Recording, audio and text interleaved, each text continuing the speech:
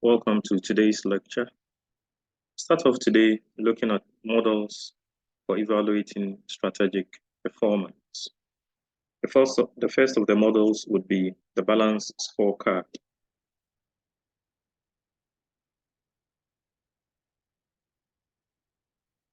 Now, the balanced scorecard is an evaluating tool used to measure the performance in relation to long-term objectives. The focus here is long-term objectives, though you could use that to also measure performance in the medium and short term, but the main focus is long term. Now, remember that for commercial entities, the most important objective is the financial objective.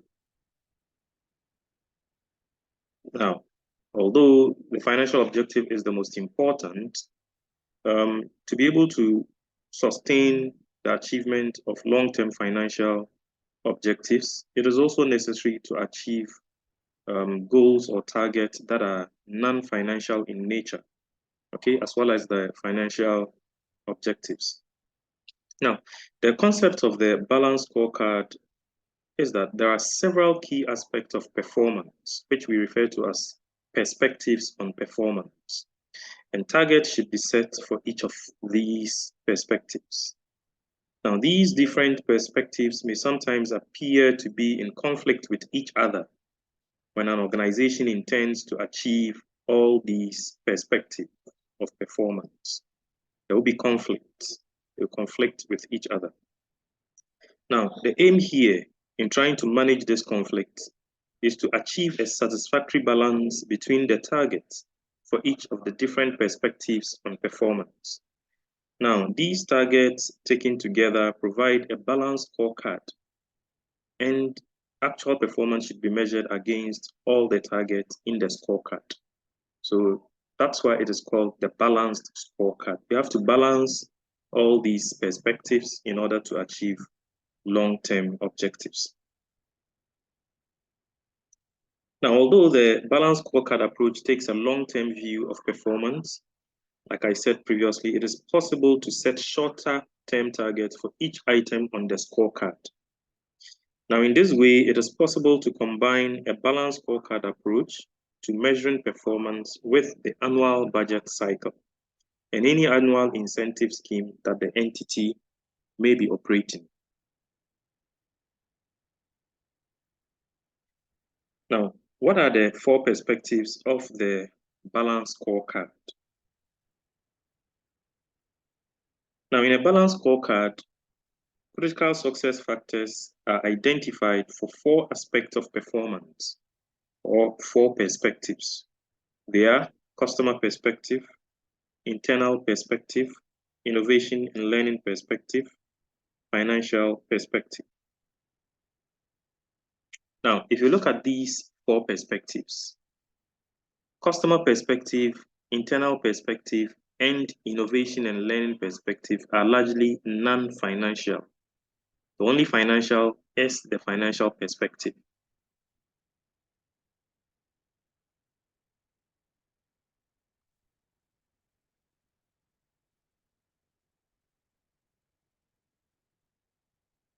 So these are the four perspectives: customer, internal, innovation and learning, and financial perspective.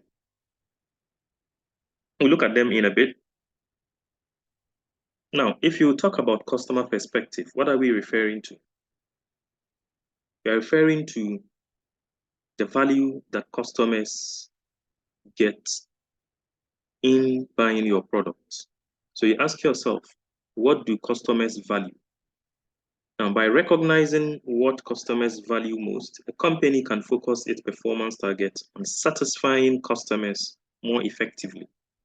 That's the key word or phrase, is satisfying customers more effectively. Targets might be developed for several aspects of performance, such as cost, that is value for money, quality or place of delivery. Okay, so that is about the customer perspective. Then we have the internal perspective. Others refer to it as internal business perspective. So either internal perspective or internal business perspective is the same. Now, to achieve its financial and customer objectives, what processes must the organization perform with excellence? Okay, so this is looking at within the organization. Okay, so management should identify the key aspects of operational performance and seek to achieve or maintain excellence in these areas. For example, a company may consider that customers value the quality of its service, and that a key aspect of providing a quality service is the effectiveness of its controls in preventing errors from happening. Then we have innovation and learning perspective. The question you ask is, how can the organization continue to improve and create value? The focus here is on the ability of the organization to maintain its competitive position. Okay, so they will have to continue to innovate and learn. That is a learning organization. So to maintain its competitive position through the skills and knowledge of its workforce, and through developing new products and services, or making use of new technology as it develops. Okay, so for an organization, especially those that find themselves in a very competitive environment, they have to continue to innovate and develop new products and services and make use of new technology. Currently, AI is the ish. Organizations would have to now learn how to use AI or ride on the back of AI to be able to achieve competitive advantage. Then finally, we have the financial perspective, which we know too well. So we ask yourself here, how does the organization create value for its owners, that is the shareholders? How do you create value for your shareholders? Now, financial measures of performance in a balanced scorecard system might include share price growth, profitability, and return on investment. So these are aspects of increasing the value for shareholders of the organization.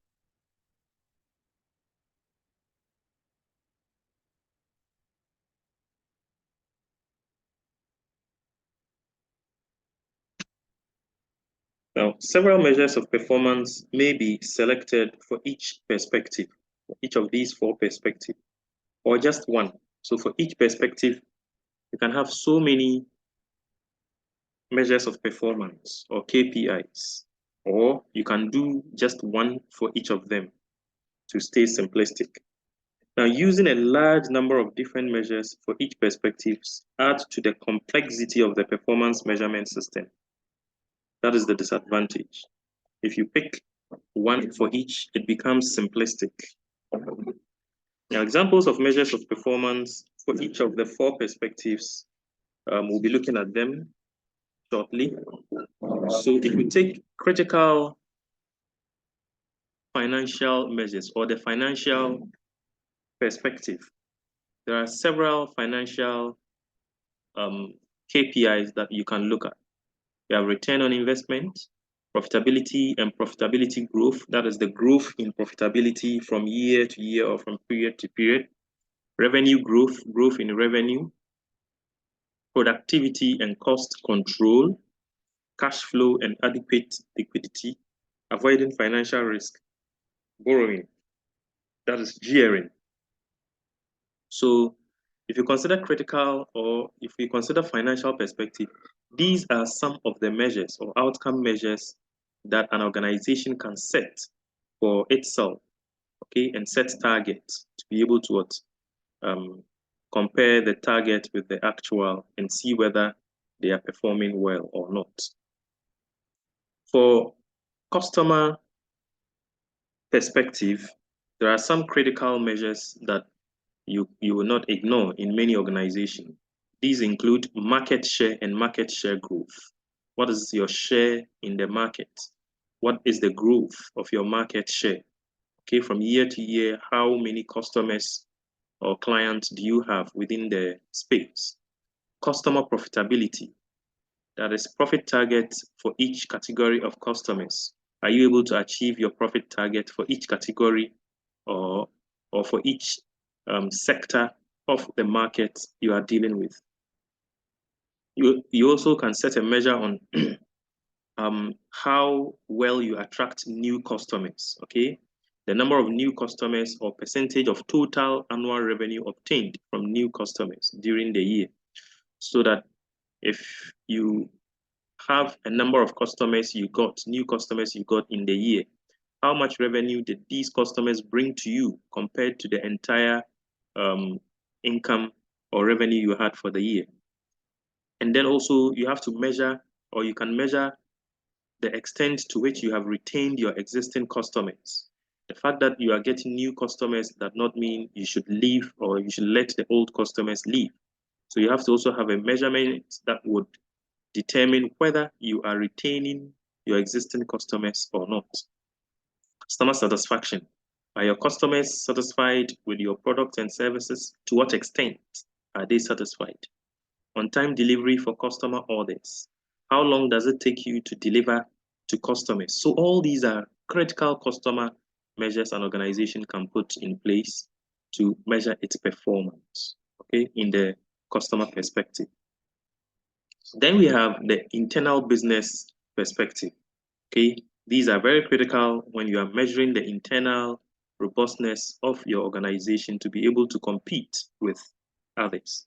So you ask the success rate in winning contract orders. Okay, how many contracts have you bid for or have you bidded for in the past year? And of those numbers or of the number of contracts, how many did you actually win? That becomes your success rate. Okay, maybe you bid for 10 contracts and you were able to win 8. So your success rate is 8%. Effectiveness of operational controls. Okay, how effective are your operational controls? And this can be measured by the number of control failures identified during the period when, for instance, an audit had taken place. How many control do you have in place? How many of them have failed? So you look at the number that have failed, compare it to the total number of controls that were in place. Production cycle or time or throughput time. Okay, how many cycles of production did you do within the period? Okay, what is the throughput? What's the quantity that were, what's the output within a particular stated period? Okay, amount of reworking of defective units. How many goods were returned? Okay, because they were defective compared to the number of goods that were sold. All these are critical internal measures for the organization. Then we have critical innovation and learning measures. Revenue per employee. Okay, how much revenue do you earn per the number of employees you have? Employee productivity, employee satisfaction, employee retention or turnover rate, percentage of total revenue earned from sales of new products, time to develop new products. How long does it take you to develop new products, to put it out in the market there or launch it? So these are critical financial and non-financial measures that you can put in place. And these are not all. Depending on the type of organization and the nature of their operations and the services and products they deliver, you may pick any of these or even different outcome measures all together. Okay, these are just examples. Okay.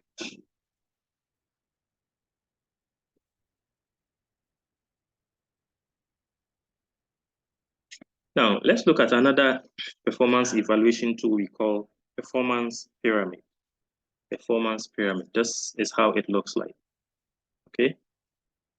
Now, the concept of performance pyramid is based on the idea that an organization operates at different levels. Okay, so you can see that there are different levels here. Different levels. Okay, all the. Now, each level has different concerns, but these should support each other in achieving the overall business objectives. So even though there are different levels, they should help each other, feed into each other, so that at the end of the day, they will be able to achieve the corporate vision of the organization. Performance can therefore be seen as a pyramid structure with a large number of operational performance targets supporting higher level targets, leading to targets for the achievement of overall corporate objectives at the top. Okay. Thus, pyramid was developed by Lynch and Cross, and they argued that the traditional performance measurement systems were not as effective as they should be. Okay, and so because of that they had a narrow financial focus, the traditional measures of performance have narrow financial focus, according to Lynch and Cross, that they concentrate on measures such as return on capital employed, profitability, cash flow, etc., etc. Okay. Now, these researchers argue that in a dynamic business environment, achieving strategic business objectives depends on good performance with regards to three key things. One is customer satisfaction, two is flexibility, and three is productivity. Okay. Now, these key driving forces can be monitored at the operational level with performance measures relating to quality, delivery, cycle time, and waste. Now, the researchers argue that within an organization, there are different levels of management and each has its own focus. However, there must be consistency between performance measurements at each management level so that performance measures at the operational level support corporate strategy. So this was presented in a pyramid form, as we've said. And then we'll look at the pyramid a little bit closely. Now, the performance pyramid links strategic objectives with operational targets. Okay, so you have strategic objectives, the long-term achievements of the goals and aspirations of the organization, which is linked to operational targets and internally focused with externally focused objectives. Okay, so the external and then the internal objectives are linked in one way or the other. Now, normally, objectives would be set from the top level, that is the corporate vision, down to operational level. So the vision is set up here, and then it trickles down or is broken down and explained to managers down the line. And performance is measured from an operational level upwards. Okay, so performance starts being measured from here, and then it moves upward. But then the corporate vision is set at the top, and then it moves downwards. If performance targets are achieved at the operational level, targets should be achieved at the operating systems level. Okay, this is how the pyramid should work. Now, achieving targets for operating systems should help to ensure the achievement of marketing and financial strategy objectives, which in turn should enable the organization to achieve its corporate objectives. A key level of performance measurement is at the operating systems level. Okay, the operating systems level. Now here, achieving targets for customer satisfaction, flexibility, and productivity. To achieve performance targets at this level, operational targets must be achieved for quality, delivery, cycle time, and waste. Okay, quality, delivery, cycle time, and waste. Now, with the exception of flexibility, okay, which has both an internal and external aspect, right? You can see that you have internal and then external aspects. Performance measures within the pyramid can be divided between market measures or measures of external effectiveness and two, financial measures or measures of internal efficiency, right? So market and financial. Okay, market measures and financial measures. Now, these measures of performance are interrelated. They are not entirely separated. okay, both at the same level within the pyramid and even vertically between different levels in the pyramid. For example, if you have new product development in a business operating system, okay, in a business operating system,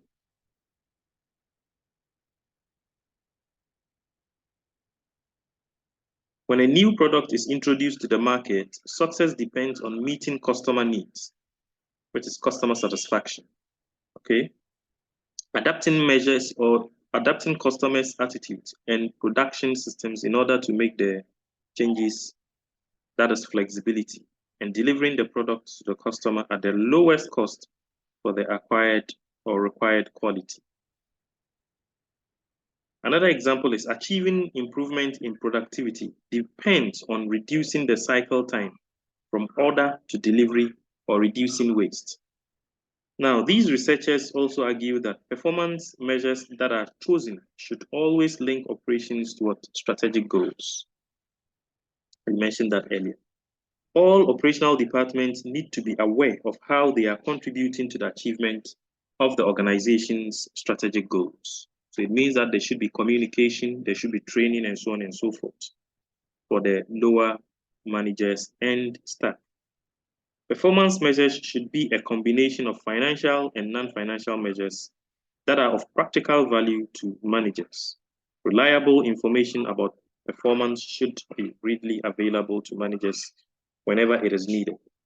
So this model of performance evaluation, that is the performance pyramid, also is talking about both financial and non-financial, internal and external, and all those things. So there are some commonalities between the performance pyramid model and the balanced scorecard model. So we should be able to elicit these differences when an exam question demands it, right? All right, let's turn our attention to the Fitzgerald and Moon building block model. Now, remember that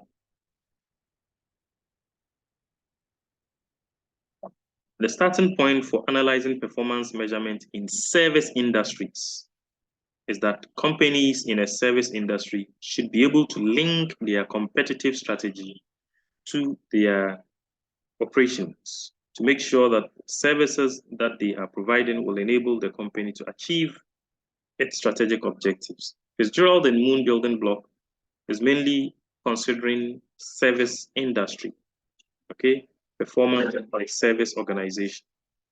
Now, performance measurement or management systems have an important role because they show how well or how badly the organization has performed in achieving its strategic objectives and identify where improvements are needed.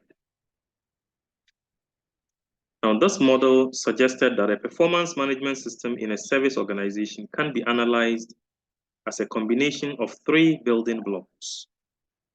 And they are the dimensions, standards, and rewards. Dimensions, standards, and reward.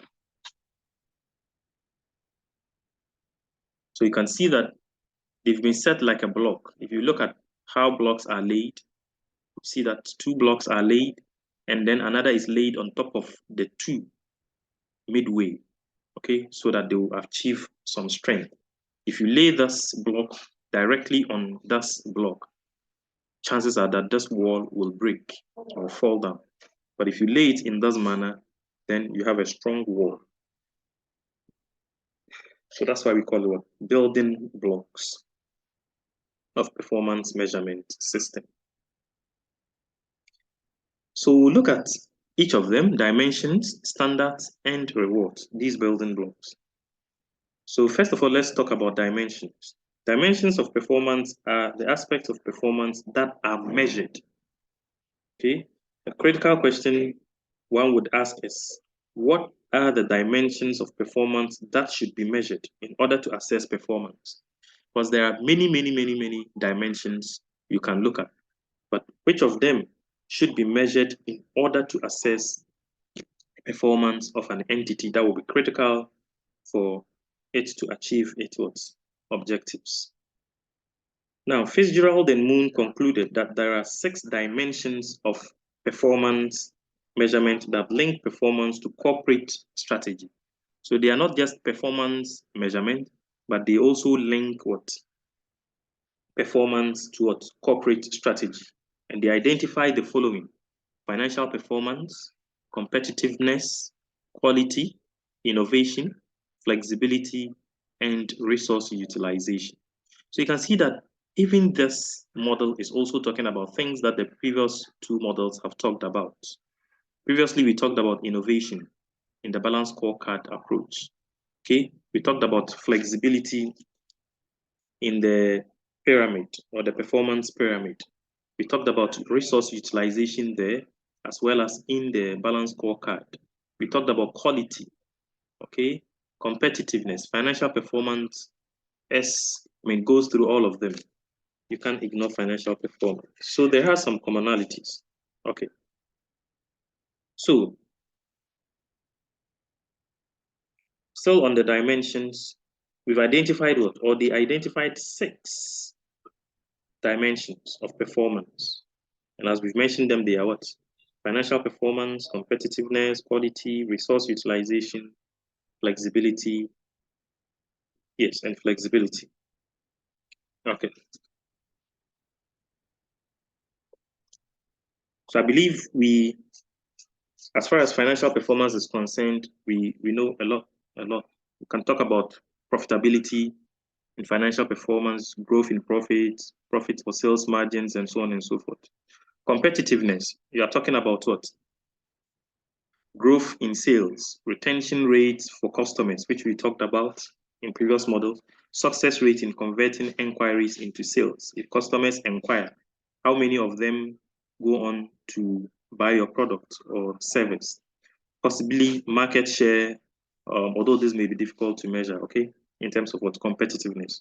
Service quality, we're talking about number of complaints, okay, how many complaints have had to come, whether the rate of complaint is increasing or decreasing, and talk about customer satisfaction, okay, number of errors discovered, and number of goods returned, and so on and so forth, which we've seen in other models. Then we can talk about innovation.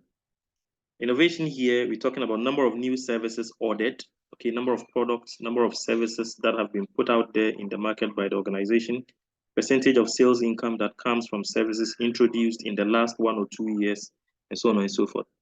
We talk about flexibility. We are dealing with the possibility or possibly the mix of different types of work done by employees, okay, how flexible is the organization, okay, the speed in responding to customers' requests, and so on and so forth. Then finally, resource utilization deals with what? Efficiency or productivity measures. How efficient is the organization, its workforce, and so on and so forth. Utilization rates, okay, percentage of available time utilized in productive activities, right? Okay.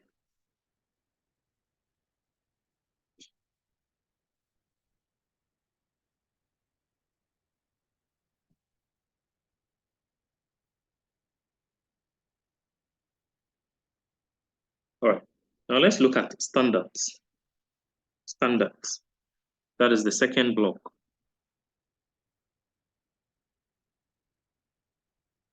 This relates to certain expected standards of performance. Okay, when we say standards, we're all aware what standards is. Certain expected standards of performance. Once the dimensions of performance have been selected, so after selecting these, the next thing is for you to set standards. And in certain standards, there are 3 aspects that you are going to be looking at. Okay, 1, ownership, achievability, and equity.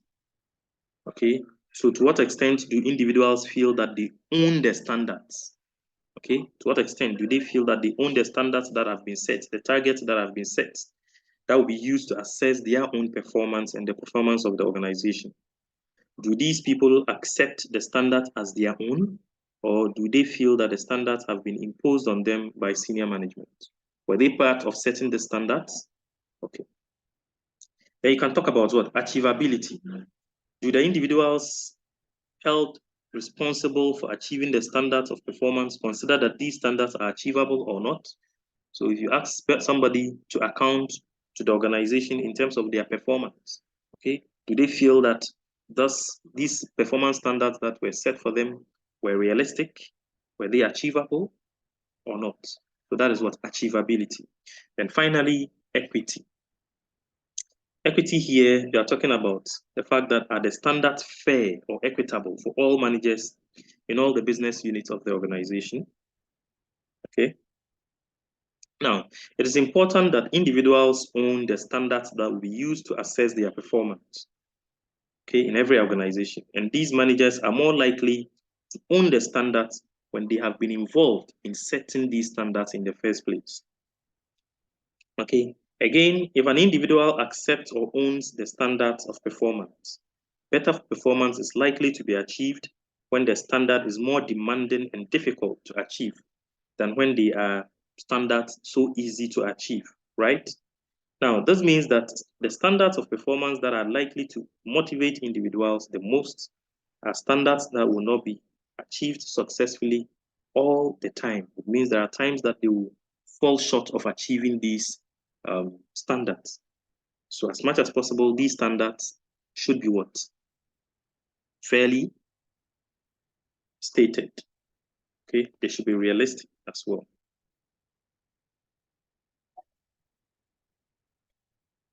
Okay, so that was the block, that is the standards. The second block. We look at the third block, that is rewards. Now, rewards here refers to the structure of the reward system in the organization, how individuals will be awarded for the successful achievement of their performance. And one of the main roles of a performance measurement system should be to ensure that strategic objectives are achieved successfully by linking operational performance with what? Strategic objectives. Now, according to the researchers, that is Fitzgerald and Moon, there are three key aspects of rewards. One, clarity. Two, controllability. And three, motivation. So what is clarity?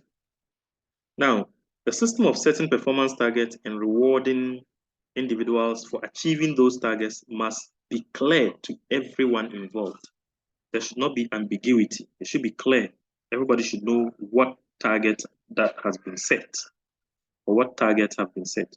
Provided that managers accept their own performance targets, motivation to achieve the targets will be greater when the targets are clear. Okay, that is clarity. When they are clear, then they will be motivated to achieve these targets. Employees may be motivated to work, controllability. Okay, they may be motivated to work hard to achieve performance targets when they are rewarded for successful achievements. For example, with the payment of a bonus, okay, end of year bonus, when certain targets have been achieved. Okay, and then now we have what? Individuals should be held responsible for aspects of financial performance that they control. Okay, they should not be held responsible for aspects that they do not control. So, for example, you cannot be asking the marketing manager to take control or be responsible for financial performance of the organization, and vice versa. You cannot ask the finance manager to be in control of sales. Okay, when sales don't go well, you can't go asking the finance manager. You have to ask the marketing and sales manager or director. So these are the building blocks for the Fitzgerald and Moon.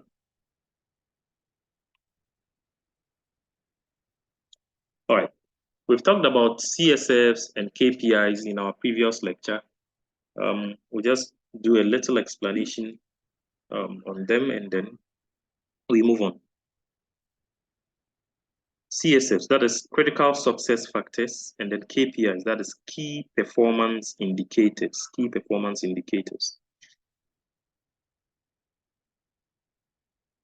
Now, within an overall strategic plan of an organization, there should always be a number of critical success factors.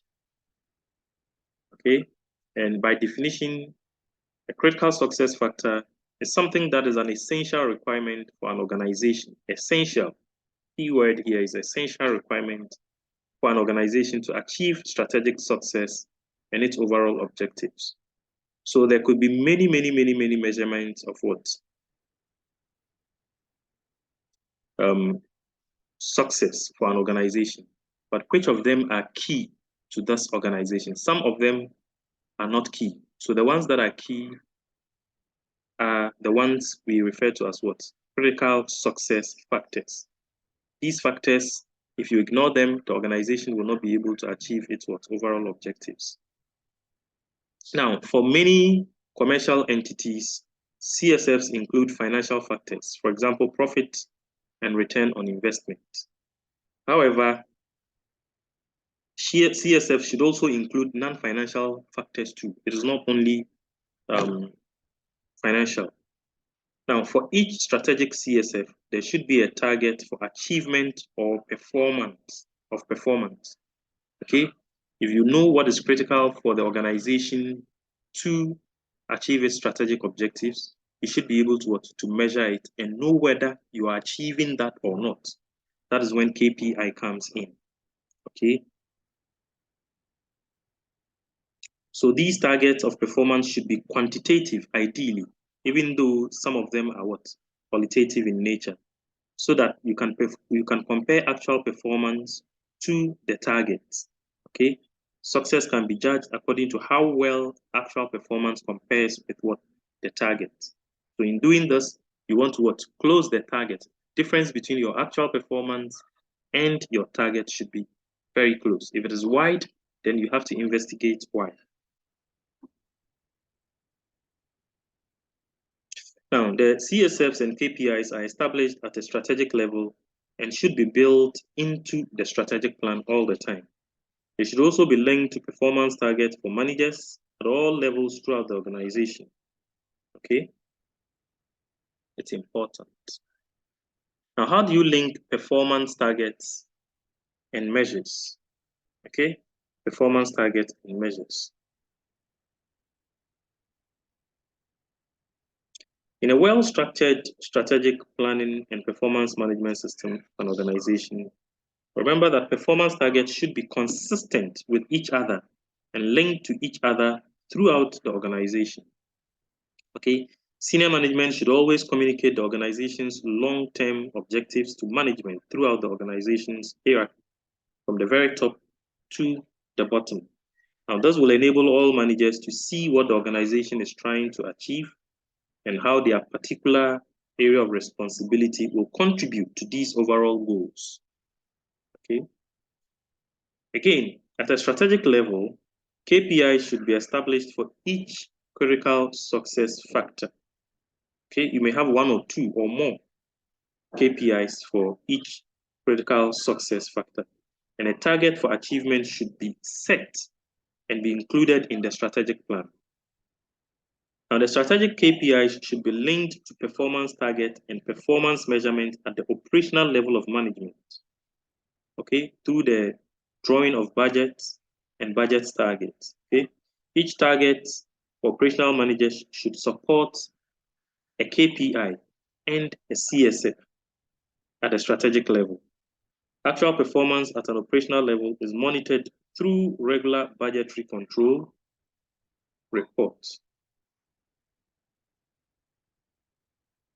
Okay, so there's a picture of how these should be linked.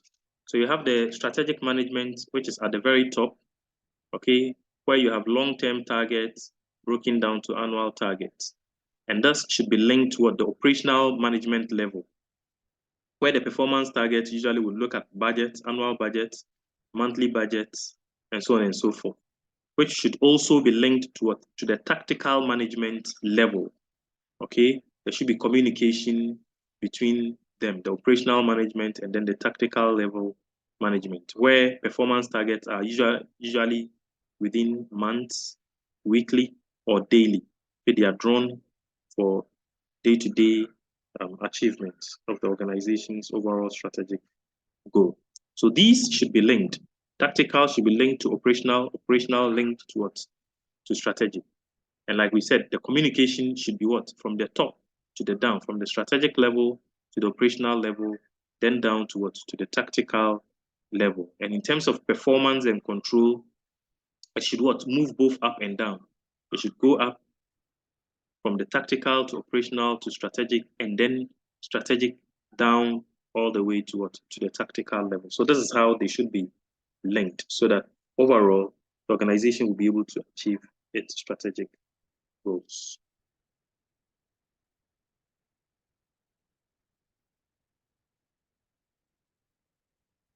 Now, whenever a strategy is put in place by an organization, most often than not, new things would have to be done in the organization in order to achieve their long-term goal.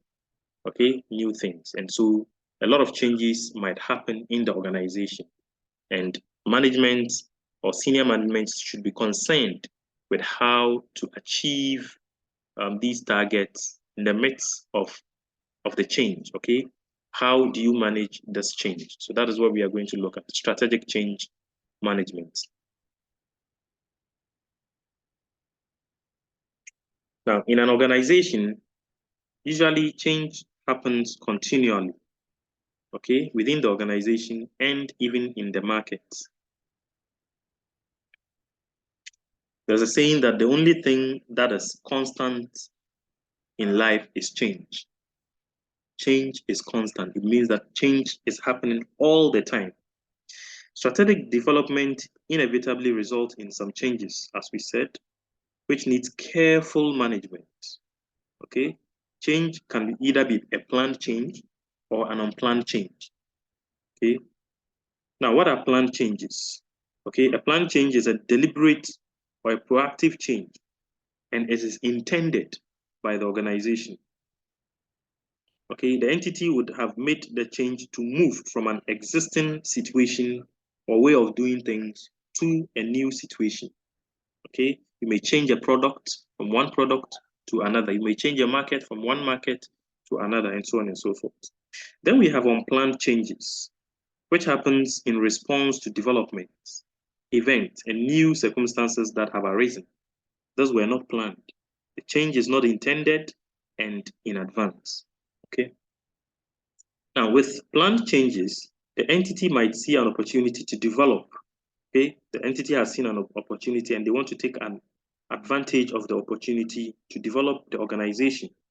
Unplanned change is often seen as a reaction to a threat by a competitor or an adverse event, such as COVID. When COVID-19 happened, a lot of unplanned changes happened, okay, occurred. Now, change can either be incremental or transformational. Okay, it could be small or it could be big. Now, incremental change is a fairly small change. Okay, it's a small change. Now, this type of change happens without the need of a major reorganization or restructuring of the organization and its systems. The entity should be able to adapt easily to the change when it is incremental or small. But for a for a transformational change, this is quite a big change.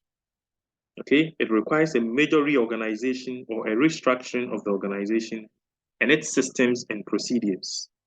The change has a big impact on the organization and also on the people working within the organization. Now, transformational change often requires what we call change management skills. Okay, it requires change management skills.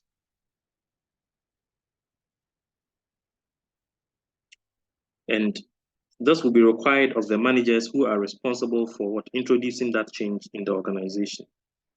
Okay, now these changes can either be a one-off change, it just happened once and that is all. Okay, so that the entity will move quickly from the old state of doing things to a new state of doing things. Okay, or it is a continuing process of development and change over a long period of time. Okay, now what are the things that triggers change? What things triggers change? Okay, what are the things that bring about change? Oftentimes, change can be caused by changes in the environment, okay? And they can be any of the pestle factors or items: political, economic, social and cultural, technological, ecological, and legal. That is pestle. So you can look at that. These are the things that can cause changes um, within the organization, or external triggers. Okay? These are the things that can cause changes to happen in an organization from the outside. Then we also have things or factors that can cause changes from within the organization. One, you can talk about change of senior management, where there is a new CEO, a new managing director, okay, with a new vision to the organization, because he's bringing fresh ideas and so on and so forth. You can also talk about acquisitions and mergers, where there is a large acquisition or a merger. Major changes will probably be required to integrate the two separate firms into a single entity. Then another one is what? Demergers and divestments. Okay, when an entity is split into two separate entities, or when a large part of the entity is sold off, that is what divestment. Changes in organization, management, and systems will be what necessary for the organization to continue its successful operation. Then finally, we have what? Reorganization of the entity, downsizing the organization, and rationalization. Okay, now this might happen when a loss-making entity needs to close down an operating division or needs to reduce the size of its total workforce. Okay, current operational systems might need to change because they are no longer appropriate and have become inefficient or ineffective. So these are the triggers, the internal triggers of change. Now, what are the consequences of change? What are the consequences of change? Change, can have a lot of consequences. Transformational change must be managed carefully, as we said previously. It is extremely difficult to introduce major changes without causing disruption to the systems in the organization and to the way people are used to doing things in the organization.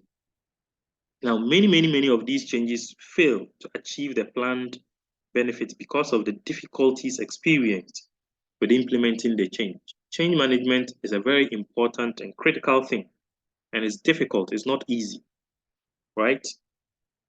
So in a change management system, you need to be able to identify strategic changes that should be made, okay? Recognizing the need to change systems and organizational structures to make the change work successfully, okay?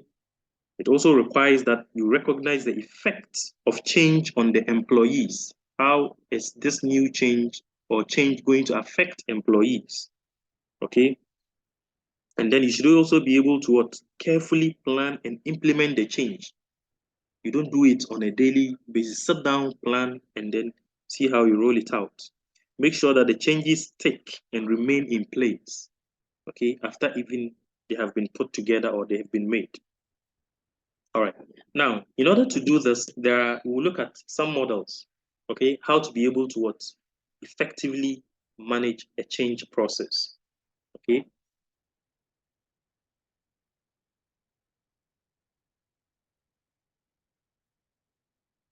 Now, as we said, change will bring a lot of effects or impact on the people within the organization, okay? And people will also have their own attitude towards the change, okay? Some employees might welcome the change, others might not support it, okay? More often than not, employees fear change and they will resist it, okay? It is not always because they don't like the thing or the new thing that is coming.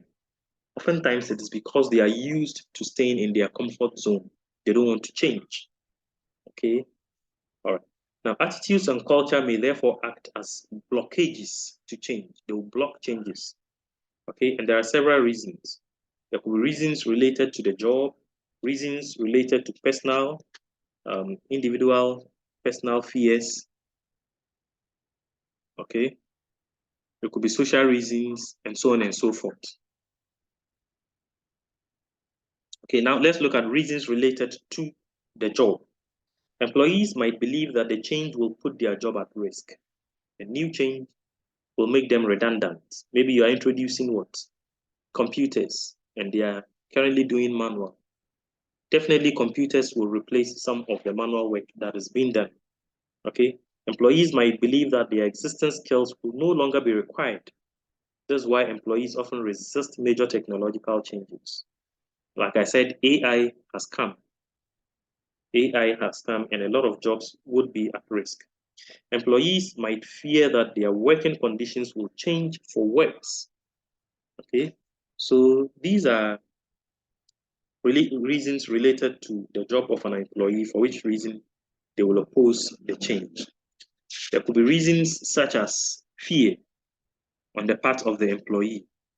Okay, employees might fear that the change will make them as less as important as their employer. Okay, they might believe that the call for a change is a criticism of the way they have been working. Okay, they might also think that the change, after the change, their work will be less interesting. They might be reluctant to learn new ways of working and also for the fear of the unknown. And then finally, we have social reasons. Sometimes employees resist change because they believe it will break up their work group. They've created certain work groups in the organization and thus might be unwelcome. Okay, for instance, if they have to be moved to other departments or other units within the organization, that would certainly break their work groups.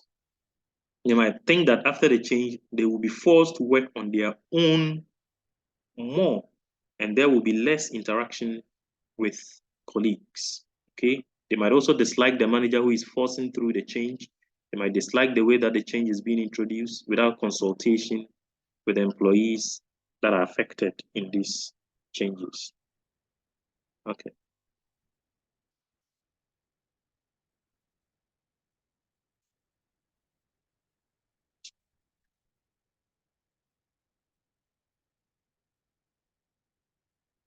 All right. Let's look at change and organization culture. Change and organization culture. Now, some entities are more capable of adapting to change than others. Okay. The reasons might be for several reasons why some organizations might be easy to adapt. Sometimes it depends on the nature of the organization. Okay. The number of employees within the organization, the organizational structure, and so on and so forth. Okay. It can also be related to the culture. Okay. And so on and so forth. So some entities automatically will better adapt to change than others. And in some entities, change might be seen as a good thing. They welcome it. Okay.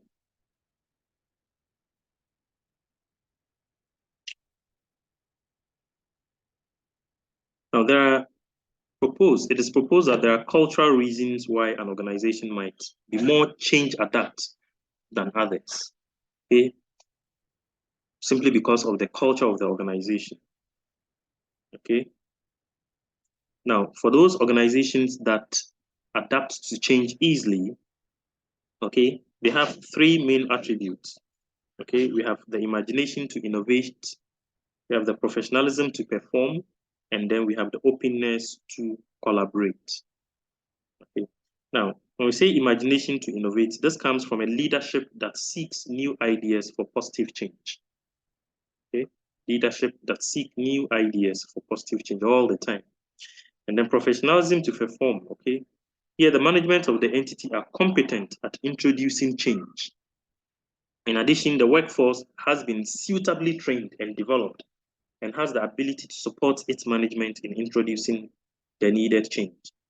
And then we have the openness to collaborate, where change adapt entities share ideas with other entities, okay, such as suppliers and joint venture partners, and are able to work well with other entities in making the necessary changes.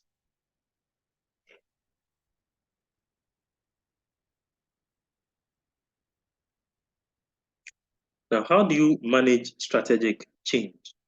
There are guidelines for managing strategic change. Okay. General guidelines for managing strategic change include the fact that when change is planned, managing the change involves deciding how to get from where we are to where we want to be. So first of all, this must be planned. It has to be planned. So identify where currently the organization is and identify where the organization wants to get to with this change.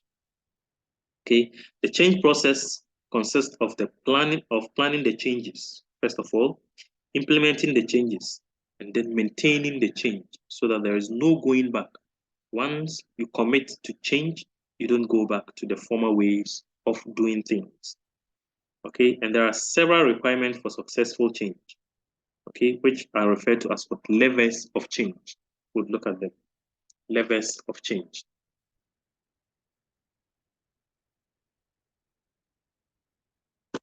So these are the requirements: a clear understanding of the need for the change and what will be the desired result of the change. Okay, the commitment of the entity's leaders to the change. Are the leaders themselves committed to this change? If they are, then it's expected that this will trickle down to lower level managers and employees. There should be effective communication with everyone in the organization, not only managers. There should be a two-way communication. Management should listen to suggestions from lower managers and employees, and then be open-minded to amend the change. Okay. Management should have the required qualities to implement the change successfully. Sometimes some of these changes are done by recruiting consultants to help management to do it. The organization structure and relationships within the organization should be adapted to meet the requirements of the change. Okay. Reward shield systems should be amended so that rewards to managers and other employees are based on performance targets that are consistent, that reflect the requirement of the change. Critical success factors and KPIs should be revised. The old CSFs and KPIs should be revised so that they are consistent with the requirement of this new change that is being brought. Okay. Employees should also be educated on the purpose of the change, and they should be trained to meet the operational requirements of the change. Now, what is the role of senior management or managers in the change? What are the leadership roles? What kind of leadership roles should they take? They should be able to communicate the reasons for the change to everybody within the organization. Okay? They should have the trust of the team members so that they are willing to believe and accept what the team leaders say and follow where the team leader takes them to. Okay? Where possible, they should allow team members to participate in planning and implementing the change, so they identify with the change more readily and they would easily accept the change that is coming. Okay. Now, as change managers in an organization, okay, what are some of the skills that they should have? Okay, what skills should they have? All right, so these are the skills, some skills that change managers in an organization should have. Turning into the environment. Okay, management needs to be aware of changes in the environment that will make change by the entity necessary or desirable. Okay. Then we have what? Challenging the prevailing organizational wisdom. Okay, change managers should be prepared to change the conventional wisdom, the conventional way of doing things, and question accepted views about what is necessary or the way that things should be done. All right. Communicating a compelling aspiration. These are very powerful skills. Okay. They should be able to communicate compelling aspiration. Managers should have a clear idea of what he wants to achieve and should communicate this vision to everyone he deals with in the organization. He must have personal conviction that the change is necessary in the first place. Without the sense of purpose, the manager will not be able to sell the need to others. If the manager himself is not convinced that this change is needed and required, then it will be difficult for them to be able to convince others to join. They have to build coalitions. You have to have the skills to build what? Coalitions and collaborations. Okay, they can't make change with your own personal effort. You have to collaborate. Okay, you need to win the support and cooperation of all the individuals within the organization with the knowledge, okay, influence or resources to make the change happen. You have to be able to identify such individuals. Making change happen is a process of building alliances and support. Okay, so you build support, you build alliances, and then get people to buy into your idea for the change to happen. Another skill is what? Learning to persevere. You have to be what? Persevering. The manager must be persevering. They should continue with the process of change, even though there are likely to be setbacks. And sometimes it gets difficult on the way to getting things changed. Okay, but you have to what? Continue to persevere. And then finally, making sure that everybody is a hero in this change. The manager should give full credit to everyone who helps to introduce change successfully. Don't boast. The manager should not boast that they alone made the change happen. Okay? Credit should be given to everybody in the organization. Okay, even if possible, some rewards must be made to certain individuals who may have helped for this change to happen successfully.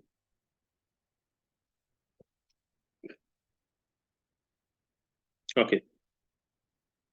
We'll look at change models for managing change. How do you manage change? First model we're looking at here is Lewin force field analysis. The Lewin force field analysis. Now, this describes the forces that come into conflict over planned changes. Okay, remember all these we are looking at are planned changes, changes that were planned or intentioned by management. Now, in a change management process, there are usually two opposing forces. We have the driving forces and the restraining forces. Okay, the driving forces support the need for the change, and the restraining forces oppose and resist the change. Okay, you can have several examples of what these driving forces and restraining forces. Okay, the attitudes of employees, habits and customs of individuals, vested interest of individuals, the entity's current policies, regulations, and so on and so forth. So you can see it clearly illustrated here, restraining force and then driving force. So the way these two forces are managed, okay, will determine the current state of the organization. Okay, whether the restraining force is more than the driving force or whether the driving force is larger than the restraining force will decide where the organization is at the moment. Now, it is important to know that change will not occur if the forces resisting the change are stronger than the driving force. Okay? If the restraining forces are more than the driving force, then the change is likely not to happen. Okay? Change is only possible when the driving forces for change are stronger than the restraining forces. And the driving force is stronger than the restraining forces, then the change will happen.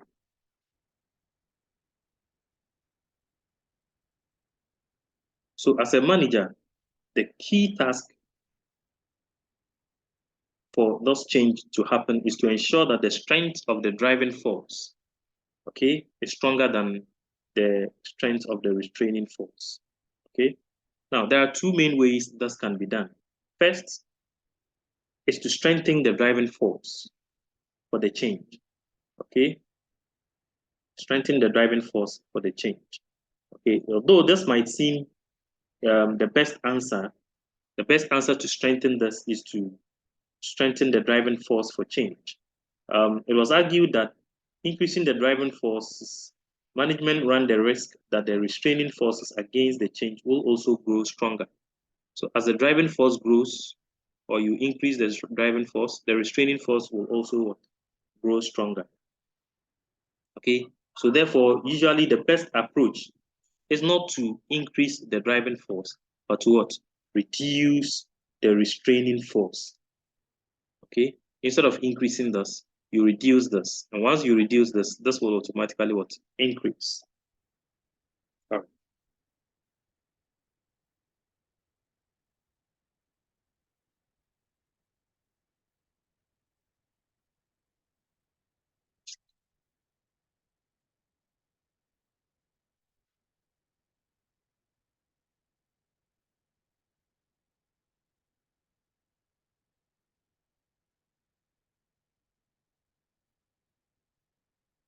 Okay.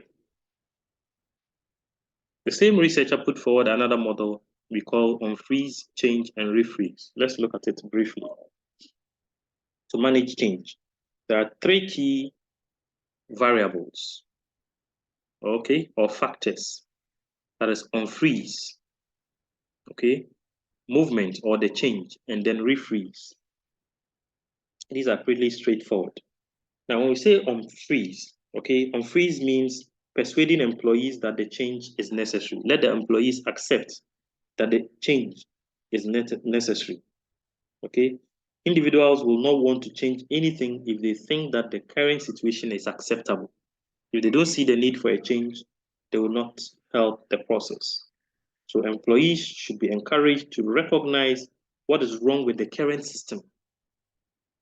Okay, and management should also encourage employees to feel dissatisfied with the current system. Okay, and once they understand and agree with this, then they become what? Unfrozen, that is unfreeze, out of the acceptance of the current situation. They unfreeze, they let themselves be aware that the current situation is not good for the organization. That is what unfreezing. Okay, then once you get them to understand that this is not good for the organization, then you have to also what? Get them to accept that there is an offer, there is an alternative, there is an option, okay, which is attractive to the organization and its employees for them what? To change, to help the change to what? To happen. Okay, let them understand the models, the ways that this can be changed to help the future of the organization. Okay, so the management should have a clear vision about what changes they want to make for the organization to what? To take on the new situation. Okay, they should encourage employees to want these changes to happen by themselves. Okay, get them to understand they themselves will drive this change to happen. All right. Then we have the next stage we call the movement or the change itself.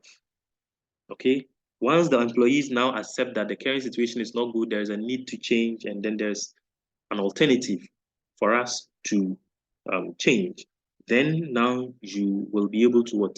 Make the change happen. This is where the changes will be implemented. Okay, management should be given sufficient resources to implement the changes. Okay, and this can be a driving force for the change to happen. If you want to change and you don't have the resources to change, then it will be difficult to implement the change. All right. Then after the change has happened, the next stage is what? Refreeze. Okay. We let the employees go back to now accept the new change and continue with it. Okay. The change has happened. They have to accept it and close the knot and then move on. Okay. They should carry on with the new way of doing things and not go back to the old way. Okay. And one way of doing this might be to even reward employees for performance based on the desired behavior and results within the new change environment. All right. Now let's talk about change agents. Change agent, an agent for change. Okay. A change agent is the one who drives the change and is responsible for the success of the implementation of the change. Okay, this person must have certain skills. He must explain the reasons for the change and provide employees with reliable information. He should involve the individuals affected and get them participate in making the changes. He should maintain communication with employees at all times. And where appropriate, he should provide training to the employees affected. And he should emphasize the benefits of the change to the individuals affected. And like I said previously, oftentimes these agents of change are consultants, external consultants, people who are seen as neutral to the organization, coming to help the organization go through the change process. Okay, so the advantage here is that the consultant is often seen as an independent person and it's fair. And these consultants would often have experience in managing these processes for other organizations. Okay, so they should be able to advise on the best way possible for this organization to change.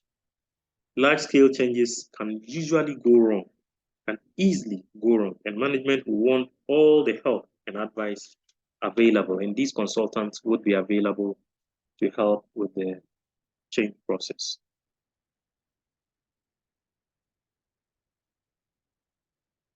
Last model we are looking at for change management is the Gemini 4Rs. The Gemini 4Rs. That is reframe, restructure, revitalize, and renew.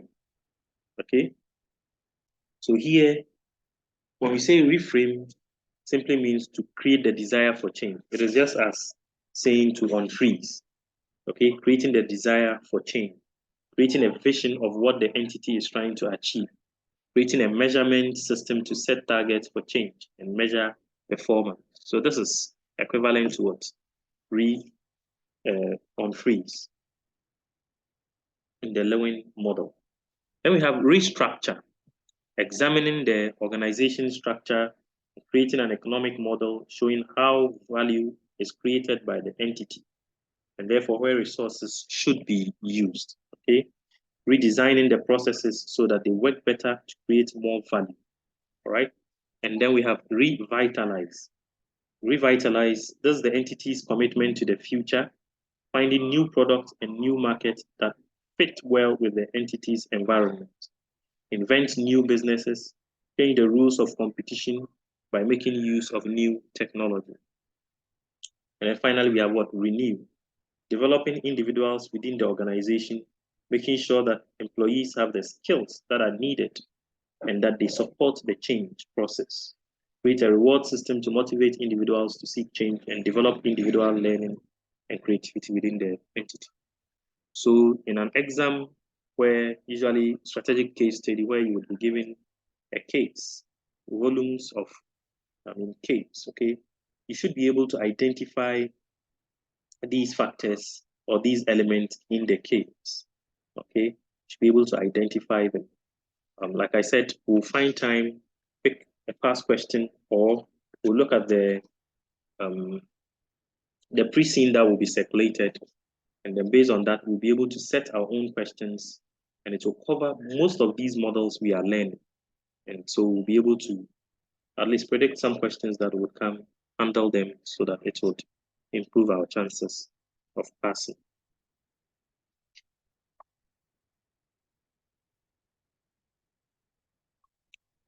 All right. So we'll end our lecture for today here, and then we'll make time next time for another topic. Thank you so much.